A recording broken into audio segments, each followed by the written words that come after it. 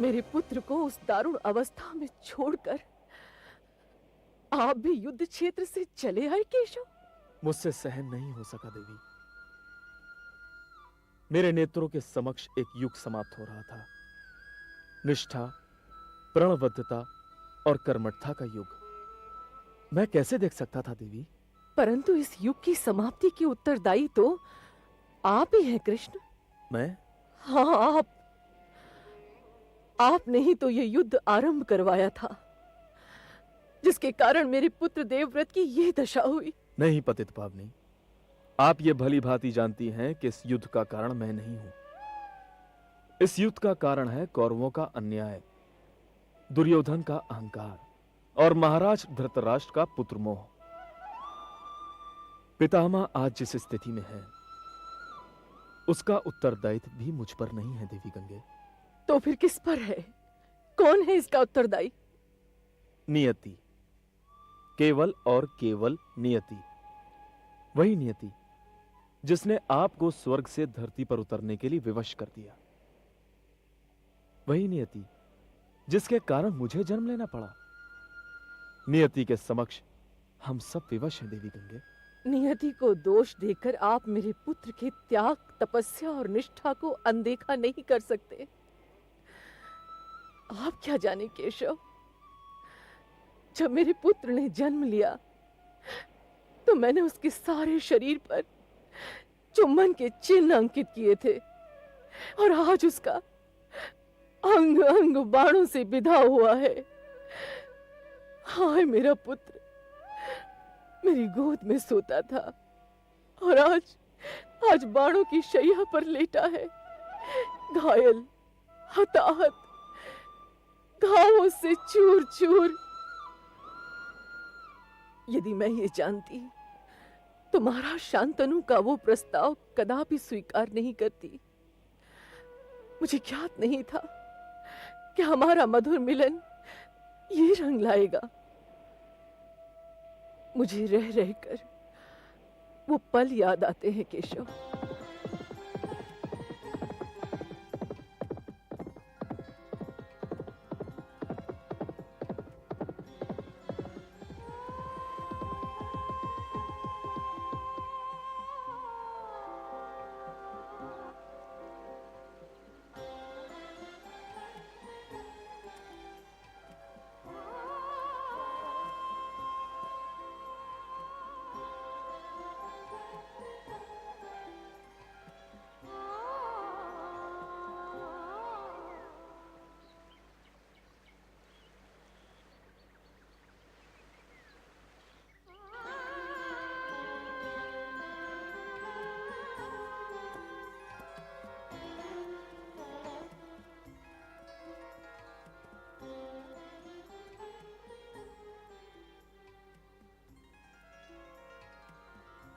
कौन है आप?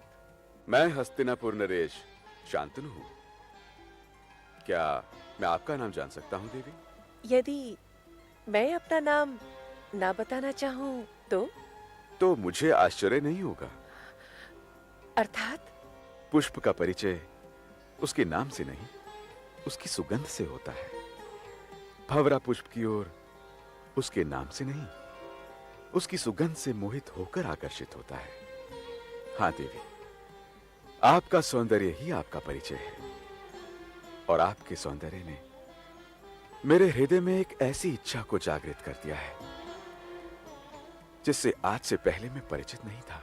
कैसी इच्छा? आपको अपने जीवन, अपने अस्तित्व और अपने राजभवन की शोभा बनाने की इच्छा। आप अपना नाम नहीं बताती तो ना सही, मुझे गंगा तट पर आपके दर्शन हुए, इसलिए मैं आपको गंगा नाम देता हूं। हे देवी गंगा, क्या आपको मेरा विवाह प्रस्ताव स्वीकार है?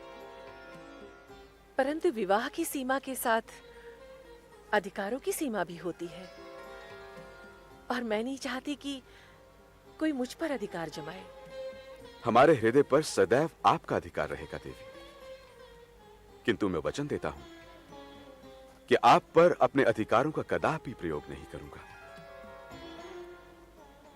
अब तो आपको कोई संकोच नहीं होना चाहिए। परंतु मैं अभी भी ये जानने में असमर्थ हूँ कि आप मुझे बिना जाने मुझसे विवाह क्यों करना चाहते हैं। अपने हृदय के हाथों विवश होकर। न जाने आपसे मिलकर मुझे ऐसा क्यों प्रतीत हुआ कि जैसे हम चिर परिचित हैं। आपसे मैं पहले भी मिल चुका हूं। कहां, मुझे स्मरण नहीं। आपको मैंने पहले भी देखा है। कहां, यह भी स्मरण नहीं। किंतु हे देवी, यह निश्चित जानिए कि हमारी भेंट हो चुकी है। अब तो आपको मेरी प्रार्थना स्वीकार है। नहीं, अब क्या रह गया है देवी? यदि आप मुझसे विवाह करना चाहते हैं तो आपको एक वचन देना होगा, एक प्रण लेना होगा। उसकी भी आज्ञा कीजिए देवी। विवाह के पश्चात आप मुझसे कभी नहीं पूछेंगे कि मैं क्या कर रही हूं और क्यों कर रही हूं। मुझे अपनी स्वच्छंदता समर्पित करना स्वीकार्य नहीं। मैं आपको वचन देता हूं देवी कि आपसे आपकी स्वच्छंदता कदापि नहीं छीनूंगा। कोई प्रश्न नहीं करूंगा। कभी नहीं पूछूंगा कि आप क्या कर रही हैं और क्यों कर रही हैं। अब मुझे कोई आपत्ति नहीं, किंतु स्मरण रहे, यदि आपने वचन तोड़ा तो मैं बंधन मुक्त हो जाऊंगी। मैं सदैव स्मरण रखूंगा देवी।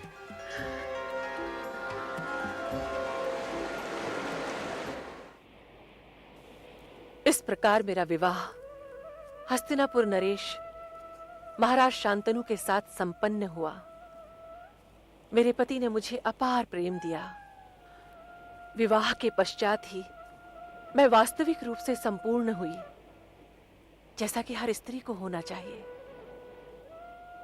और फिर वो दिन आया जब मैं मां बनी। पुत्र जन्म की सूचना पाकर महाराज शांतनु आनंदित हो उठे।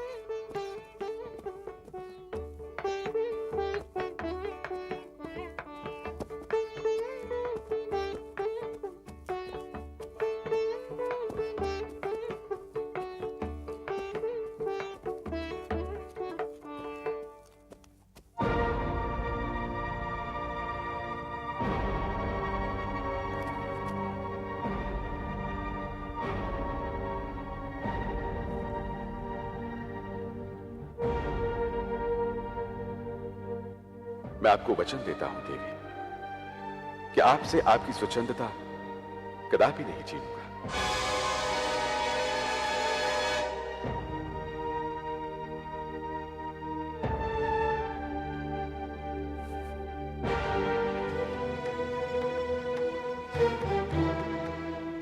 नहीं देवी, नहीं, रुक जाइए। बस देवी, बस। अब मेरे धैर्य का बांध टूट चुका है। कैसी मां हैं आप? कैसा कठोर है आपका हृदय?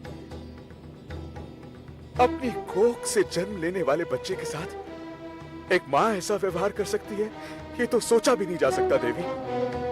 मैंने एक एक करके अपने 7 पुत्रों को इस बर्बरता की भेंट चढ़ते देखा है। मैंने सहन किया, मैं मौन रहा, मैं वचनबद्ध था। क्या कर रही हैं आप? क्यों कर रही हैं? तो आपने अपना वचन तोड़ ही दिया आर्यपुत्र। नहीं देवी, नहीं, मुझ पर यह अत्याचार ना कीजिए। मैं आपके पुत्र की नहीं, हस्तिनापुर के उत्तराधिकारी के जीवन की भिक्षा मांग रहा हूं आपसे। मैंने तो आपसे पहले ही कह दिया था कि यदि आपने वचन तोड़ा तो मैं आपके विवाह बंधन से मुक्त हो जाऊंगी। मुझ पर दया कीजिए देवी। महाराज, आपने ठीक कहा था, हम पहले भी मिल चुके हैं। आप और मैं श्रापवश स्वर्ग से धरती पर आए हैं और उन 7 पुत्रों को जो मैंने जल में प्रवाहित किया है, वो वास्तव में वसु थे। उनका उद्धार मेरे हाथों इसी प्रकार बुना था। वचनानुसार अब मैं आपके साथ नहीं रह सकती, किंतु मैं आपको वचन देती हूँ कि आपका ये 8वां पुत्र जीवित रहेगा। मैं इसका पालन पोषण करूंगी और उचित समय आने पर आपको सौंप दूंगी। आपने जो मुझे नाम दिया था वही मेरा वास्तविक रूप है। मैं गंगा ही हूँ।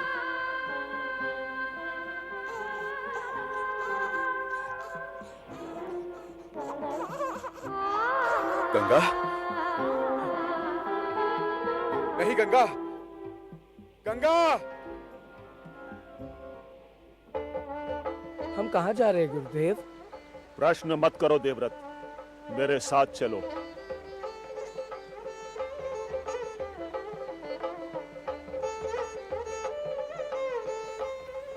देवव्रत, आज तुम्हारी शिक्षा पूर्ण हुई। तुम्हें अपनी इस पूर्णता की परीक्षा देनी है। अवश्य गुरुदेव, आप आज्ञा दें।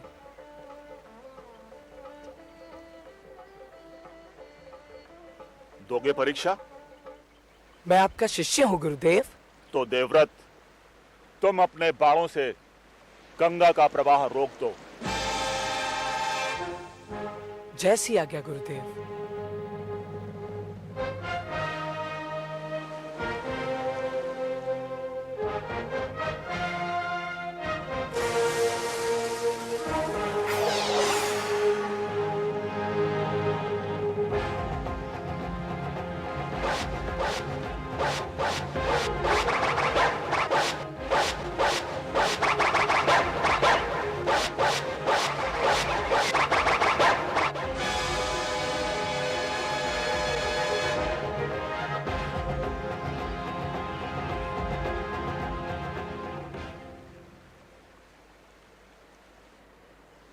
गंगा के प्रवाह को रोकने वाले दुस्साहसी बालक, कौन हो तुम? मैं ब्रह्म ऋषि वशिष्ठ का शिष्य हूँ। किंतु तुमने इस उद्दंडता का साहस कैसे किया? मैंने केवल अपने गुरुदेव के आदेश का पालन किया है। ये सत्य कह रहा है महाराज। इस बालक का साहस तो देखिए ऋषिवर, मेरी आंखों में आंखें डालकर ऐसे बात कर रहा है जैसे मैं यहाँ का नरेश नहीं, एक साधारण व्यक्ति हूँ। आर्यपुत्र,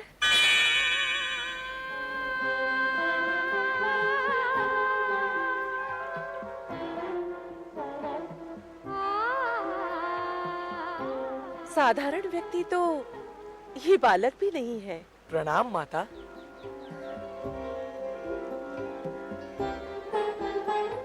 देवी गंगे। महाराज, ये आपका पुत्र है। पुत्र? मेरा पुत्र? क्या यह सत्य है देवी? सत्य ना होता तो आपकी आंखों में आंखें डालकर बातें करने का साहस कैसे कर पाता?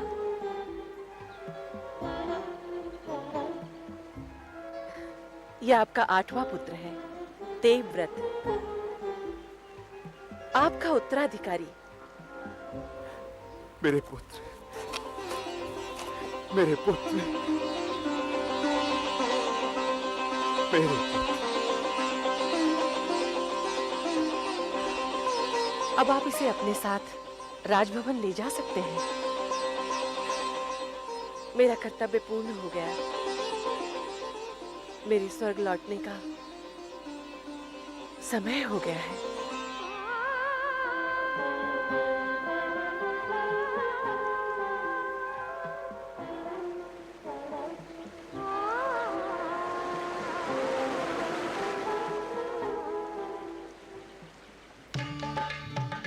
पिताश्री। आओ पुत्र, मैं तुम्हारी ही प्रतीक्षा कर रहा था। भोजन में विलंब हो गया। क्षमा करें पिताश्री, आपने आरंभ कर लिया होता। तुमको ज्ञात है कि तुम्हें अपने हाथ से भोजन कराए बिना मैं भोजन ग्रहण नहीं करता। पिताश्री, अब मैं बड़ा हो गया हूँ, मैं शिशु नहीं रहा। कितने भी बड़े हो जाओ, रहोगे तो मेरे पुत्र ही, और मेरी दृष्टि में सदैव एक शिशु ही रहोगे।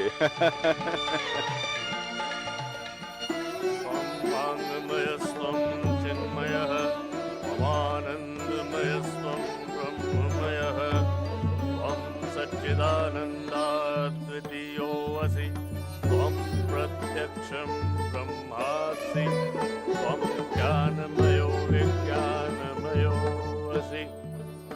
हस्तिनापुर वासियों, राज्य अधिकारी एवं उपस्थित अतिथिगण, साक्षी रहना कि मैं आज आप सबके समक्ष अपने प्रिय पुत्र देवव्रत को हस्तिनापुर का युवराज घोषित करता हूं।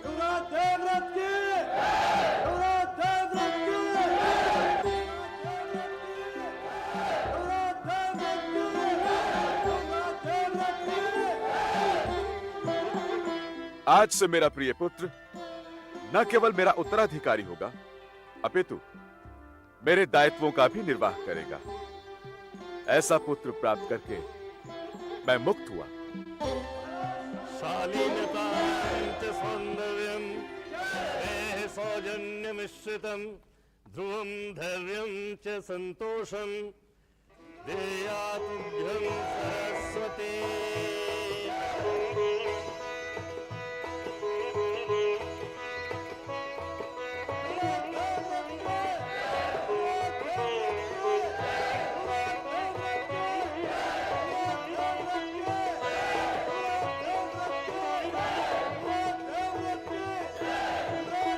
आज मैं अति प्रसन्न हूँ पुत्र। पिताश्री, कदाचित आज माताश्री यहाँ उपस्थित होती। हे योगेश्वर, इस प्रकार मैंने अपना पुत्र महाराज शांतनु को सौंप दिया। महाराज शांतनु पुत्र पाकर प्रसन्नता से फूले न समाये, किंतु नियति को कुछ और ही स्वीकार था। कुछ वर्षों बाद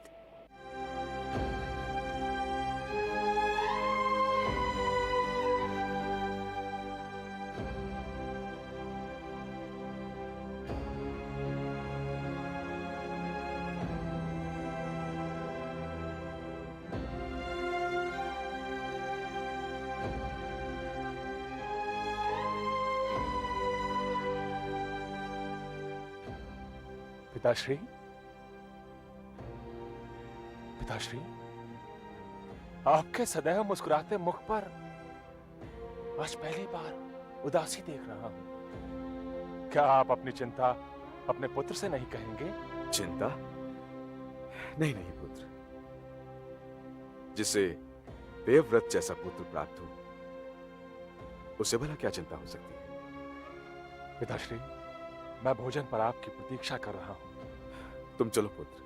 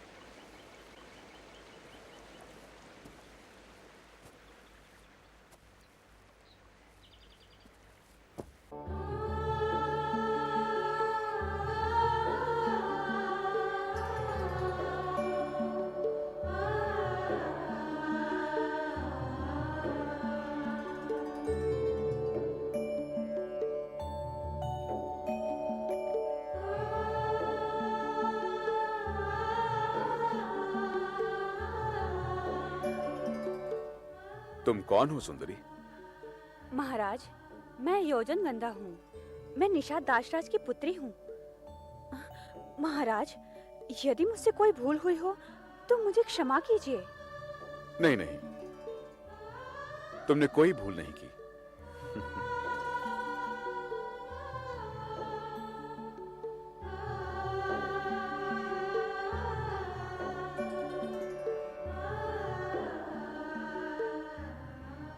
योजन गंधा, पुनः भेंट होगी।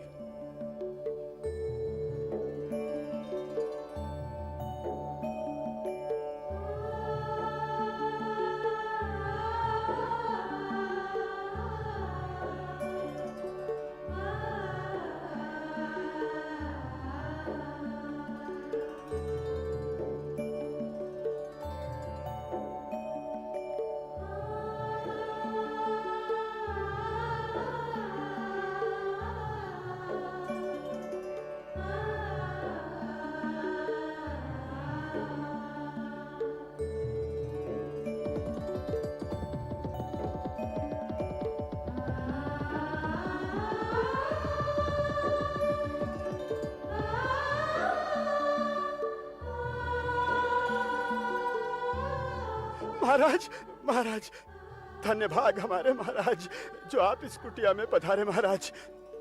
महाराज, आप अकेले ही?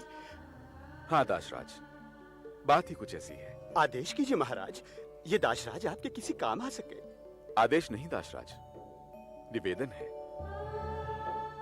मैं तुम्हारी पुत्री योजनगंधा से विवाह करना चाहता हूं और इसे हस्तिनापुर की महारानी बनाना चाहता हूं। आप मेरा उपहास तो नहीं कर रहे महाराज? नहीं नहीं दासराज, मैं तुम्हारी पुत्री को अपनी जीवन संगिनी बनाने की मनोकामना लेकर ही तुम्हारे पास आया हूं। आपकी मनोकामना बहुत भली है महाराज, मैं आपका आभारी हूं। मेरी पुत्री आपके कुल में जाए, ये तो हमारे लिए बहुत बड़ी बात होगी महाराज। लेकिन अपनी पुत्री के भविष्य की सुरक्षा का दायित्व मुझ पर ही है महाराज।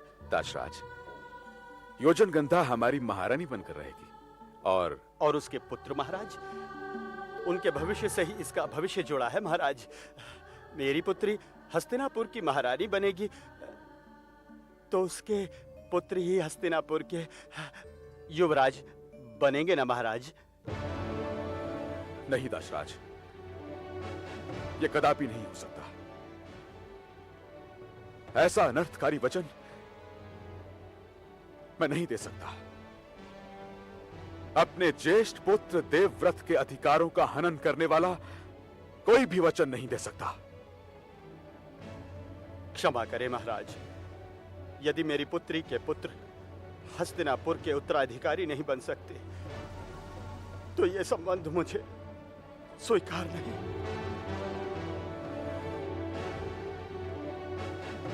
राजा होने के नाते आप मेरा सर काट सकते हैं, किंतु पिता होने के नाते मुझे अपनी पुत्री के भविष्य की चिंता करने का पूरा अधिकार है।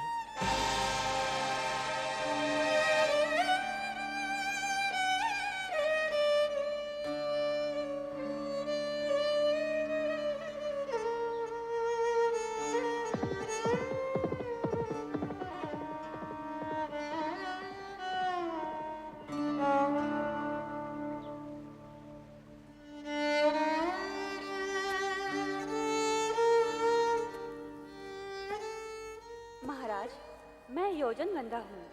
मैं निषाद दासराज की पुत्री हूँ। महाराज, यदि मुझसे कोई भूल हुई हो तो मुझे क्षमा कीजिए।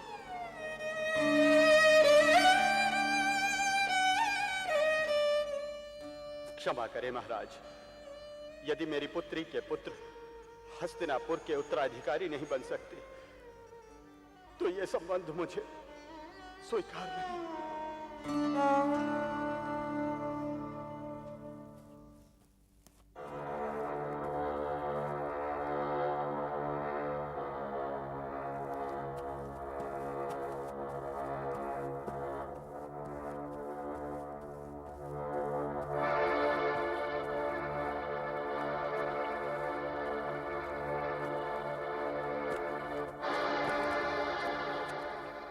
पिताश्री नहीं पधारे? जी वो चुप क्यों हो सेवक? बोलो।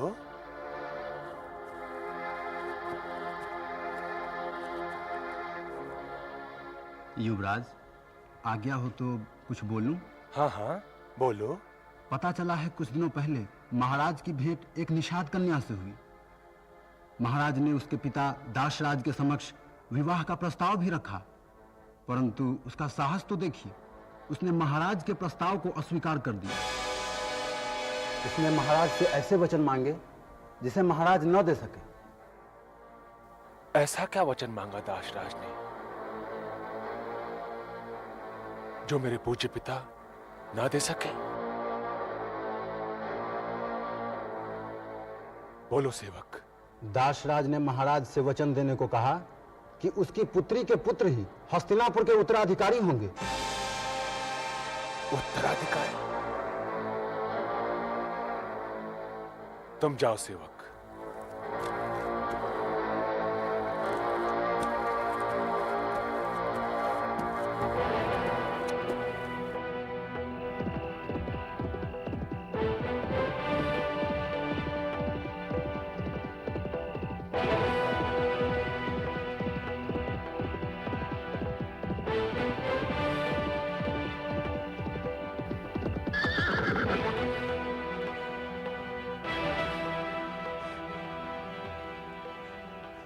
युवराज देवव्रत, यहाँ आप इस समय? मुझसे कोई भूल हो गई हो युवराज तो मुझे क्षमा करें। नहीं नहीं दासराज, आपसे कोई भूल नहीं हुई, बल्कि आपके दर्शन करके मैं धन्य हो गया। मैं उस महान व्यक्ति के दर्शन करना चाहता था जिसने मेरे पूज्य पिता महाराज शांतनु के प्रस्ताव को अस्वीकार करने का साहस किया। मैं आपसे कुछ बात कर सकता हूं? आइए आइए युवराज, मेरी कुटिया को धन्य कीजिए युवराज। नहीं नहीं दासराज, मैं आपसे अकेले में कुछ बात करना चाहता हूं।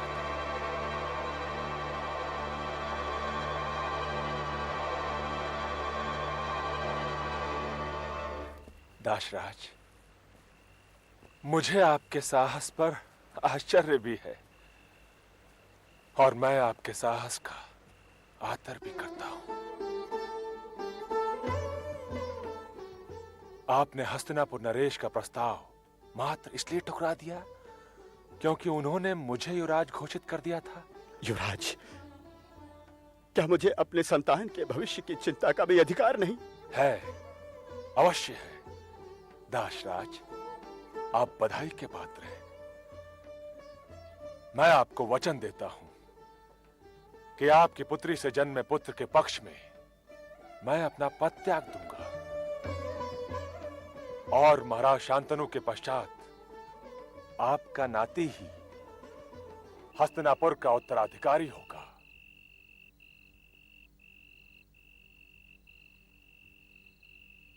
अब क्या आपत्ति है दासराज? युवराज, मुझे आप पर पूर्ण विश्वास है युवराज, किंतु क्या? किंतु यदि आपका विवाह हुआ और आपके पुत्र ने आपके वचन की अवहेलना की ठानी तो? दासराज, ये असंभव है।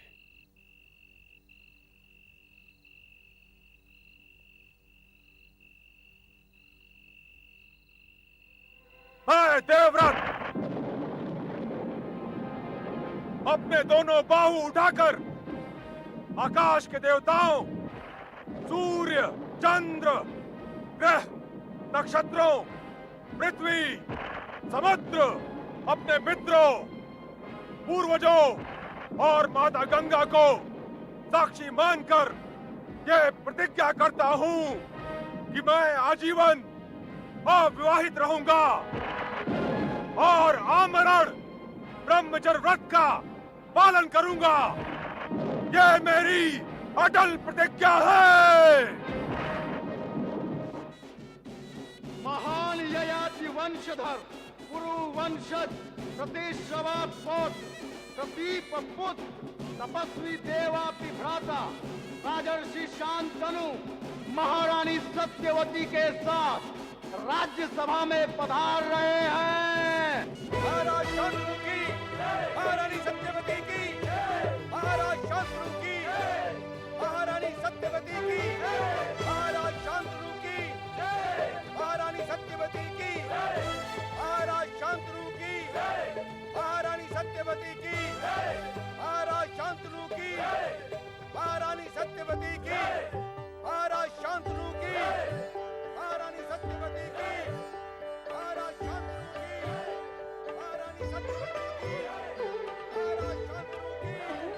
महारानी सत्यवती की, महाराज शांतनु की, महारानी सत्यवती की। शुभो वंशापदी नित्यं सर्वदा सुखवर्धिनी शुभो कार्येषु सर्वत्र शुभं देहि नमस्तुते। ओम भद्रं कर्णेभिः शृणुयाम देवाः भद्रं पश्येमाक्षभिर्यजत्राः स्थिरैरङ्गैस्तुष्टुवागं सस्तनूभिः व्यशेम देवहितं यदायुः। विराजिए।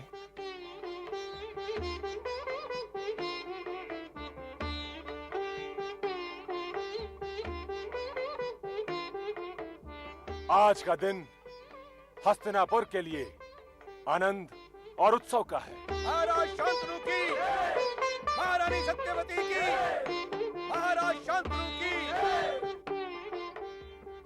आप सभी को आज नई महारानी मिली है और मुझे अपनी माता। महारानी सत्यवती की, महाराज शांतनु की।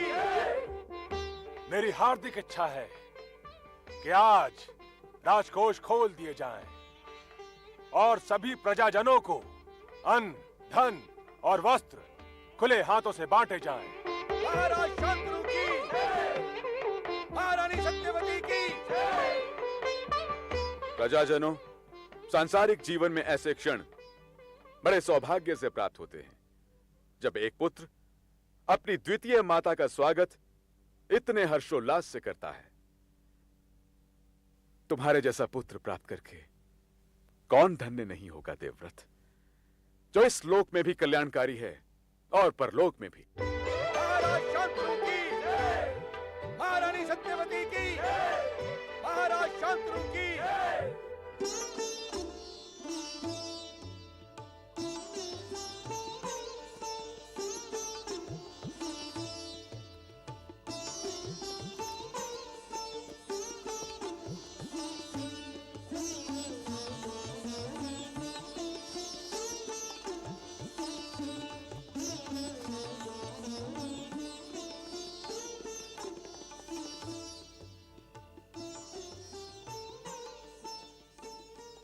क्या सोच रही हैं आप?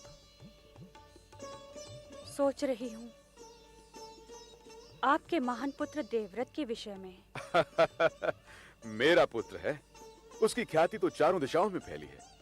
स्वयं ऋषियों और महर्षियों ने उसे ज्ञानदान दिया है और यह बात तो सर्वविदित है देवी। किंतु आप क्यों चिंतित हैं? यही तो चिंता का विषय है आर्य, कि एक पुत्र की महानता के समक्ष माता।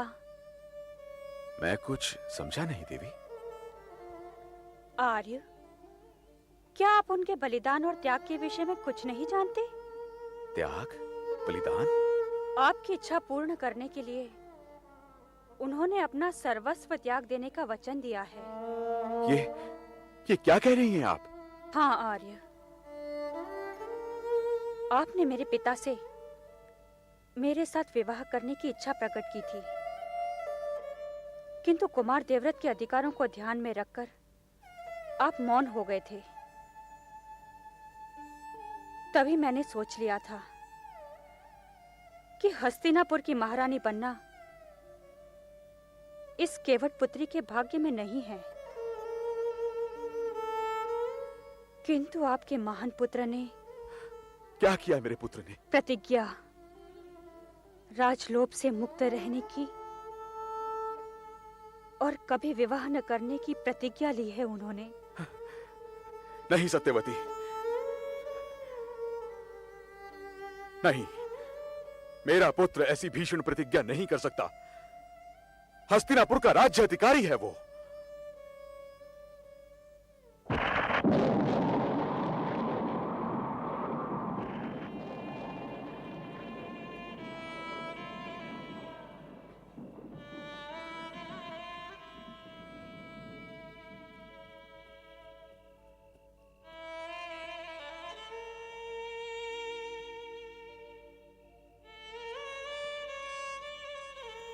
पिताश्री,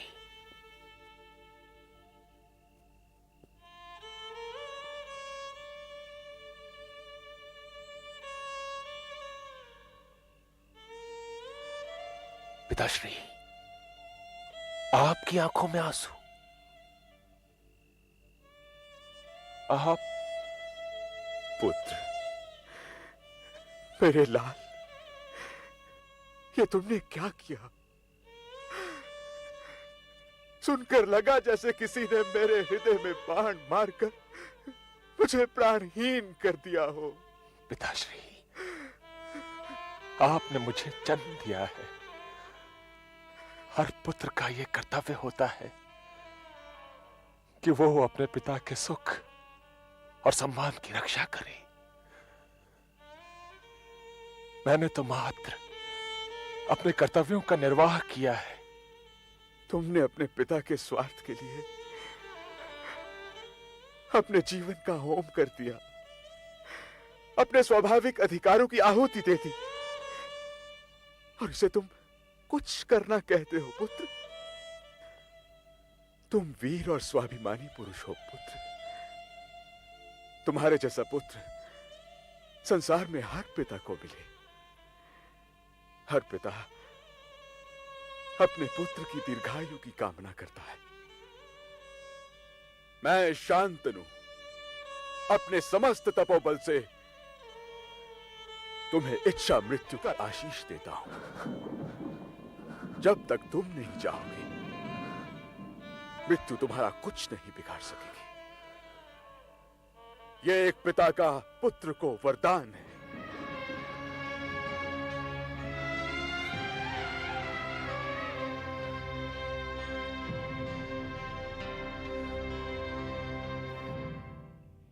और इस प्रकार मैंने देवव्रत को भीष्म के रूप में नया जन्म दिया। सत्ता मोह से मुक्त होकर भी सत्ता की रक्षा के लिए वो सदैव तत्पर था। ब्रह्मचर्य व्रत का पालन करते हुए भी वो वंश वृद्धि के लिए सदैव सचेष्ट था। असंख्य घात प्रतिघातों से भरत वंश की रक्षा करते हुए उसने अपने जीवन का तीसरा प्रहर पार किया।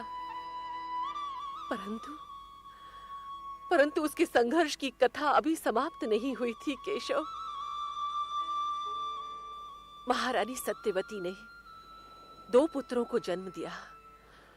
प्रथम पुत्र चित्रांगद तो गंधर्व युद्ध में मारा गया और द्वितीय पुत्र विचित्रवीर्य हस्तिनापुर का अधिपति बना। भीष्म उसके विवाह का विचार कर ही रहा था कि तभी काशी नरेश की 3 कन्याओं अंबा, अंबिका और अंबालिका के स्वयंवर का समाचार उसे मिला। परंतु इस स्वयंवर में हस्तिनापुर अधिपति को आमंत्रित नहीं किया गया था। भीष्म हस्तिनापुर का इतना बड़ा अपमान सहन नहीं कर सके। काशी नरेश का यह दुस्साहस! अपनी कन्याओं के स्वयंवर में आर्यावर्त के समस्त नरेशों को आमंत्रित किया और हस्तिनापुर सम्राट को भूल गए। अक्षम्य भूल की है काशी नरेश ने। तथापि भरत वंश का यह अपमान हम कदापि सहन नहीं कर सकते, कदापि नहीं। बंद करो यह हंसी, बंद करो यह उत्सव। गंगा पुत्र भीष्म इस स्वयंवर सभा में स्वयं के लिए नहीं, अपितु हस्तिनापुर राज के अपमान का बदला लेने आया है। काशीराज भूल गए अपनी शक्ति, भूल गए हस्तिनापुर का गौरव, भूल गए स्वयंवर सभा की रीति नीति। इस स्वयंवर सभा में कुरुवंशियों के महान सम्राट शांतनु के पुत्र विचित्रवीर को आमंत्रित न करके तुमने समस्त कुरु साम्राज्य का अपमान किया है, और हम यह अपमान कदापि सहन नहीं कर सकते।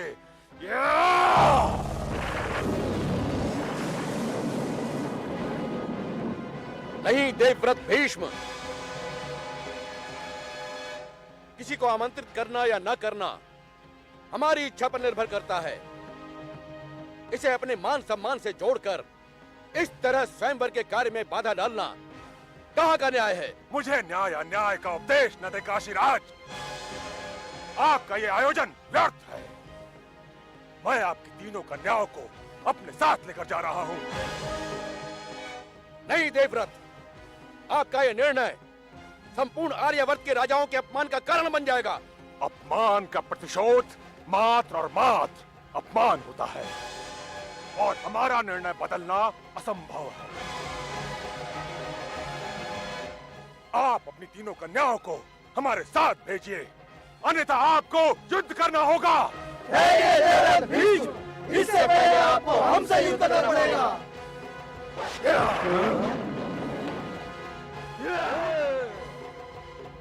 Yeah!